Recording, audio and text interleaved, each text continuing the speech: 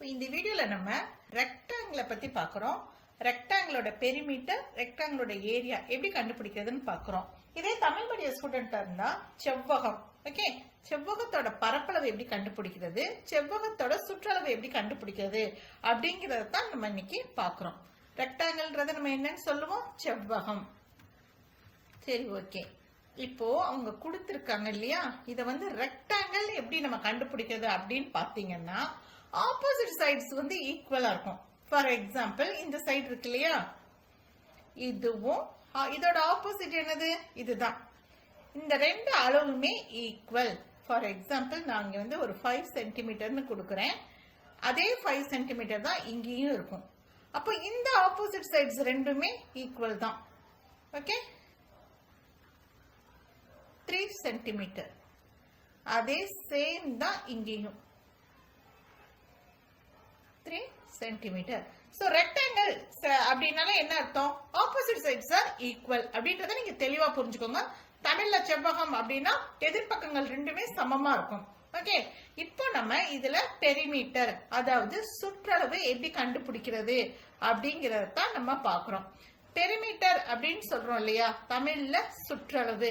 சரி, சுற்றளவு எப்படி கண்டுபிடிக்கணும் அப்படின்னா சுத்தியில இருக்கக்கூடிய எல்லா அளவுகளையும் நம்ம கூட்டினோம்னா அதுதான் சுற்றளவு. ஃபார் எக்ஸாம்பிள் இப்ப 4 மெஷர்மெண்ட்ஸ் கொடுத்துருக்காங்க இல்லையா, இந்த 4ஐயுமே நீ ஆட் பண்ணீங்கன்னா அதுதான் சுற்றளவு. அப்போ இப்போ நம்ம ரெக்டாங்கிளுக்கு வந்து எத்தனை சைட்ஸ் பாருங்க, 4 சைட்ஸ் இருக்கா. இப்போ அது வந்து நம்ம எப்படி சொல்லுவோம், 4, அதாவது 2 லென்த். இப்போ பெரிமீட்டர் பாருங்களேன், is equal to, perimeter is equal to L plus L plus B plus D. Okay, இந்த 4 அளவையும் தானே நம்ம வந்து ஆட் பண்ண போறோம். இப்போ இதுல வந்து 2L இருக்கு, 2B இருக்கு.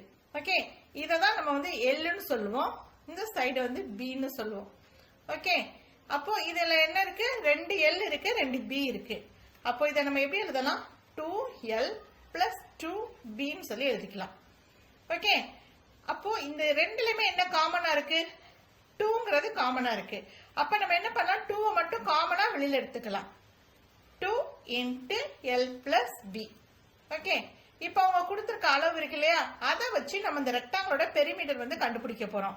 சோ ரெக்டாங்கிளோட பெரிமீட்டர் கண்டுபிடிக்கிறதுக்கு ஃபார்முலா என்னது, formula is equal to 2 into L plus B. இதுதான் ஃபார்முலா. அப்போ 2 எழுதிக்கிட்டோம். L அப்படிங்கிறது என்னது, அவங்க கொடுத்திருக்க 5 சென்டிமீட்டர். ஓகே, பிளஸ் பிங்கிறது என்னது, 3 சென்டிமீட்டர்.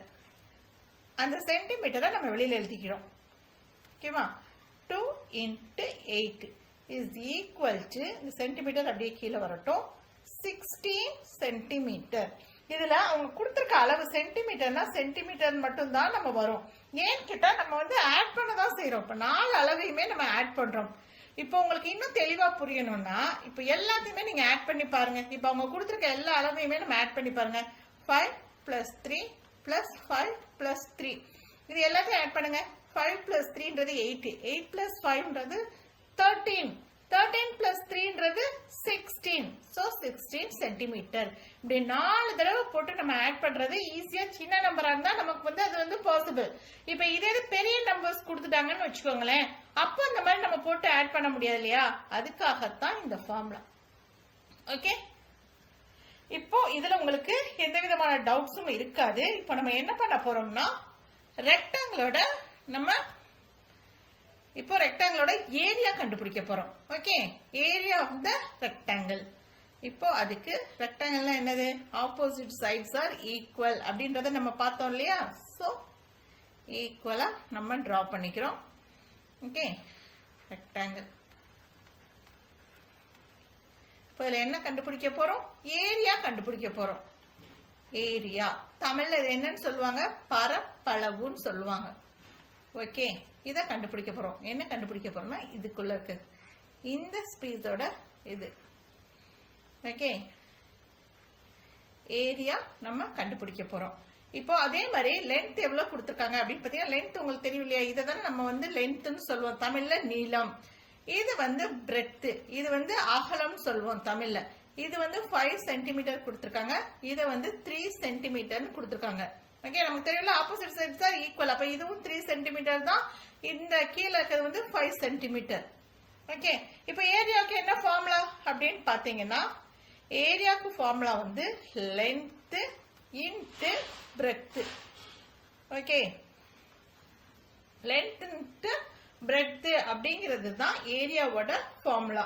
ஓகே, இப்போ நம்ம கொடுத்துருக்க அளவு என்னது 5 சென்டிமீட்டர். லென்த் என்னது 5 சென்டிமீட்டர் இன்ட்டு பிரெத் எவ்வளவு 3 சென்டிமீட்டர்.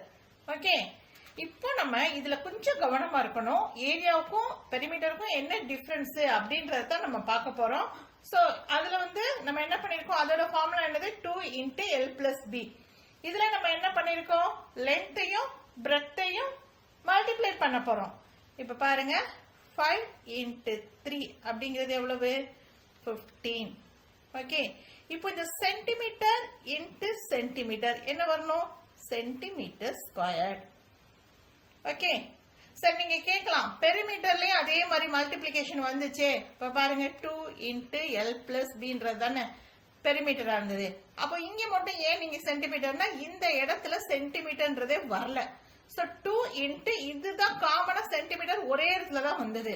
அப்போ நம்ம என்ன பண்ணணும், 2 இன்ட்டு 5 பிளஸ் 3 அப்படிங்கிறது வந்து 8. இங்க மட்டும் தானே சென்டிமீட்டர் வந்துச்சு. ஸோ ஒரு இடத்துல தானே வந்திருக்கு. அப்போ 2 இன்ட்டு 8 சென்டிமீட்டர்ன்றத வந்து 16 சென்டிமீட்டர் அப்படின்னு சொல்லிட்டு பெரிமீட்டர் எழுதணும். பட் ஆனா ஏரியா பரப்பளவு கண்டுபிடிக்கும் போது ஃபார்முலா என்னது, நீளம் இன்ட்டு அகலம்.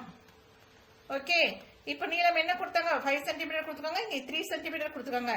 5 இன்ட்டு 3 ஃபர்ஸ்ட் இந்த நம்பர்ஸ் ரெண்டையும் மல்டிப்ளை பண்ணும்போது 5 இன்ட்டு 3 15 சென்டிமீட்டர் இன்ட்டு சென்டிமீட்டர் வந்து சென்டிமீட்டர் ஸ்கொயர்டு. எப்பவுமே ஏரியா கண்டுபிடிச்சோம்னா ஸ்கொயர்ன்றதா வரும். ஏன்னா ரெண்டு அளவையும் நம்ம வந்து மல்டிப்ளை பண்ணுவோம். இப்போ சென்டிமீட்டர் கொடுத்தாங்கன்னா சென்டிமீட்டர் ஸ்கொயர்டு. ஓகே, உங்களுக்கு தெளிவா புரிஞ்சிருக்கும். அடுத்து வந்து நம்ம என்ன பார்க்கலாம், அடுத்து வந்து நம்ம ஸ்கொயரோட பெரிமீட்டரையும் அதோட ஏரியாவையும் நம்ம பார்க்கலாம் அடுத்த வீடியோல. இந்த வீடியோ உங்களுக்கு பிடிச்சிருந்துச்சுன்னா லைக் பண்ணுங்க, உங்க ஃப்ரெண்ட்ஸுக்கும் ஷேர் பண்ணுங்க.